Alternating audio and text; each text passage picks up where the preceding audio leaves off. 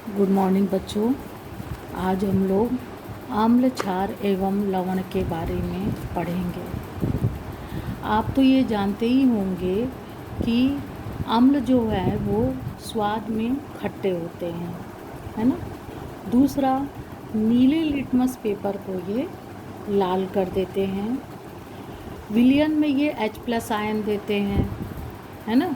और अगर इसका उदाहरण लिया जाए सांद्र अम्ल का, तो HCl और H2SO4, और तनु अम्ल जो होता है उसका उदाहरण होता है एसिटिक अम्ल, ऑक्सैलिक अम्ल, सिट्रिक अम्ल, टाइट्रिक अम्ल। अब अगर लिटमस पेपर से टेस्ट किया जाए तो नींबू का रस अगर आप उस पर डालें नीले लिटमस पेपर पे तो वो लाल हो जाता है। तो अम्ल जो है वो नीले लिटमस पेपर को लाल कर देते हैं। तो इससे हम लोग टेस्ट करके पता कर सकते हैं कि ये अम्ल है। ठीक है। अब क्षार के क्या गुण हैं? क्षार का जो टेस्ट होता है वो कड़वा होता है। लाल लिटमस पेपर को वो नीला कर देते हैं, और वहाँ पे क्या था, अम्ल जो है वो नीले लिटमस पेपर को नीला करते हैं, लेकिन यहाँ पे क्षार जो है वो लाल लिटमस पेपर को नीला कर देते हैं। और विलयन में ये जो है वो हाइड्रॉक्सिल आयन देते हैं। ठीक है। बेस इसे छूने पे साबुन की तरह ये चिकने होते हैं। कौन? क्षार जो है छूने पे साबुन की तरह चिकना होता है। सांद्र क्षार का उदाहरण है सोडियम हाइड्रॉक्साइड, कैल्शियम हाइड्रॉक्साइड और KOH। और तनु क्षार का उदाहरण है अमोनियम हाइड्रॉक्साइड एक्सेट्रा। साबुन अगर क्षार की क्रिया जो है वो लाल लिटमस पेपर पे की जाए तो लाल लिटमस पेपर जो है वो नीले रंग में बदल जाता है। क्षार पानी में घुलनशील होता है। अब आइए हम लोग इंडिकेटर के बारे में थोड़ा जानें। इंडिकेटर को हिंदी में सूचक कहते हैं। सूचक वे पदार्थ होते हैं जो रंग परिवर्तन करके हमें बताते हैं कि कोई पदार्थ अम्ल है या क्षार है। हम लोग जैसे लिटमस पेपर भी तो एक तरह से सूचक का ही काम करता है ना। जैसे तो सूचक जो है वो दो प्रकार का होता है। लिटमस पेपर से हम लोग टेस्ट करके पता करते हैं कि अब इसके अलावा जो है सूचक जो हैं वो दो प्रकार का होता है। पहला प्राकृतिक सूचक जो हमें प्लांट से प्राप्त होते हैं, जैसे हल्दी अगर सब्जी में हम लोग डालते हैं और वो कपड़े में गिर जाए हल्दी, तो कपड़े में जो दाग आ जाता है उसे जब हम लोग साबुन से धुलते हैं, साबुन क्या होता है? क्षार होता है। साबुन से जब धुलते हैं तो उसका कलर क्या होता है? लाल भूरे रंग का हो जाता है। जब साबुन के संपर्क में वो दाग आता है तो लाल भूरे रंग का हो जाता है। जब उसे हम लोग पानी से धुलते हैं तो फिर से वो येलो कलर में आ जाता है। तो ये प्राकृतिक सूचक है हल्दी। अब इसके अलावा संश्लेषित सूचक भी होते हैं, जैसे मेथिल ऑरेंज और फिनोल्फ्थालीन का भी उपयोग किया जाता है। ठीक है। कुछ ऐसे भी पदार्थ होते हैं जो जिनकी गंध अम्लीय और क्षारी कुछ पदार्थ माध्यम में भिन्न भिन्न होती है ना, जिन्हें हम लोग गंधी सूचक कहते हैं या ऑल्फैक्टरी इंडिकेटर कहते हैं। जैसे लौंग का तेल, वैनिला। ठीक है।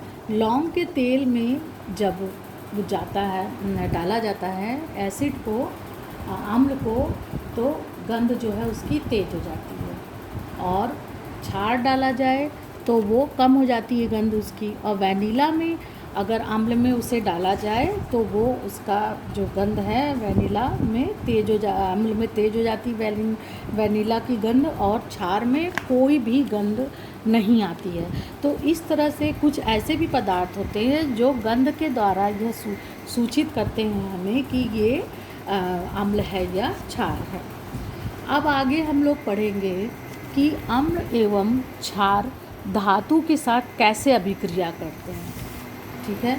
इसके लिए हम लोग एक प्रयोग देखेंगे कि आप प्रयोग में ये चित्र देखिए जिसमें स्टैंड है, परखनली स्टैंड है, जिस परखनली स्टैंड से परखनली लगी हुई है जिसमें जिंक के टुकड़े डले हुए हैं और उसी में तनु सल्फ्यूरिक अम्ल है। तनु सल्फ्यूरिक अम्ल और जिंक का टुकड़ा दोनों क्रिया करके हाइड्रोजन गैस जो है वो निकाल रहे हैं। जो निकास नली, जिसे हम लोग क्या कहते हैं, प्रवाह नली, मतलब इसमें से प्रवाहित होके गैस जो है साबुन के पानी का एक बर्तन है उसमें आ रहा है।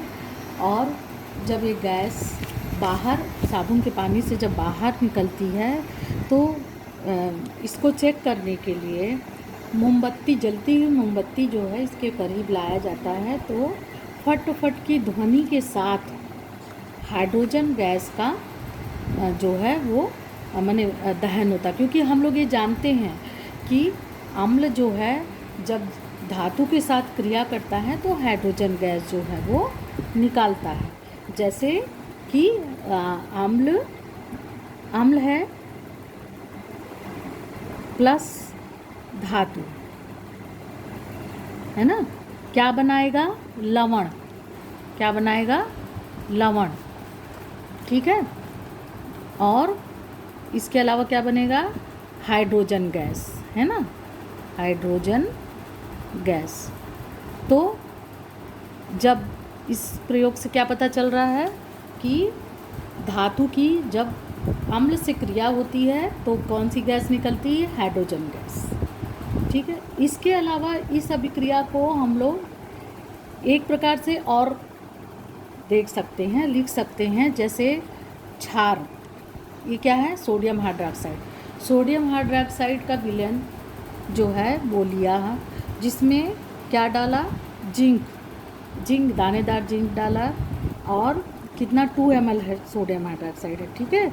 और एक परख नली में डाला, परख नली में सोडियम हाइड्रोक्साइड का 2 ml विलयन लिया और उसमें जिंक के दानेदार टुकड़े, सॉलिड लिखा है ना ये, जिंक के दानेदार टुकड़े लिए। तो दोनों क्रिया करके क्या बनाए, सोडियम जिंकेट, ठीक है। और क्या बना, गैस, हाइड्रोजन गैस, ठीक है। मतलब फिर से हाइड्रोजन गैस जो है वो बनी, ठीक है। किंतु ये क्रियाएं जो है सभी धातुओं के साथ नहीं होती, सिर्फ जिंक के साथ होती है, ठीक है। ये जो है जिंक के साथ ही यह अभिक्रिया होती है। अब इसके बाद आगे जो है हम लोग क्या पढ़ेंगे कि धातु कार्बोनेट का धातु कार्बोनेट तथा धातु हाइड्रोजन कार्बोनेट अम्ल के साथ कैसे अभिक्रिया करते हैं। बेटा आज सिर्फ इतना ही। अब अगला जो टॉपिक है हम लोग आगे पढ़ेंगे। Thank you.